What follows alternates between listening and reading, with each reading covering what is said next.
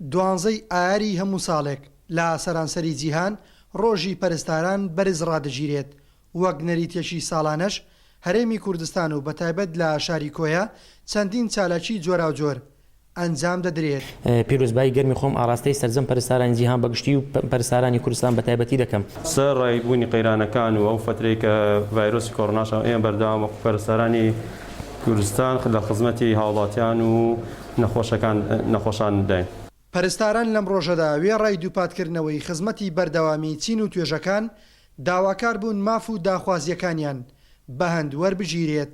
پەرستارانی جیهان و پەرستارانی کوردستان بە تایبەت پێشمەرگە ئاسا ڕوبەڕووی ئەم ڤایرۆسە کشوندەوە بوونەوە لە خۆبوردیانە. لە ماوەی دوو مانجی ڕابردوودا بە شێوەیەکی زۆر هیلاک شەوڕۆژ لە خزمەتی هاوڵاتیاندا بووینە بۆ خزمەتکردنی گەل و نیشتمانەکەمان. پەرستارمانای ژیان یانەگە پەرستار ڕاوەستا ژیان ڕادۆستێ کە ئێستا ژیان هەیە پەرستار لە جوڵەیە.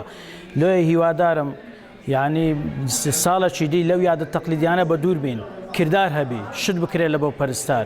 هەمیشە و بەردەوام پەرستاران لە پێشهات و قەیرانە جیاوازەکانی وڵات لە خاڵی پێشەوەی ڕوبەڕووبوونەوەی ئەگەرەکان بوون. بڵاوبوونەوەی ڤایرۆسی کۆڕۆناش لەم ساڵدا بەڵگەیەکی دروست و حاشا هەڵنەگرا. لا قەزای کۆیەوە کاروان نازم، گەلی کوردستان.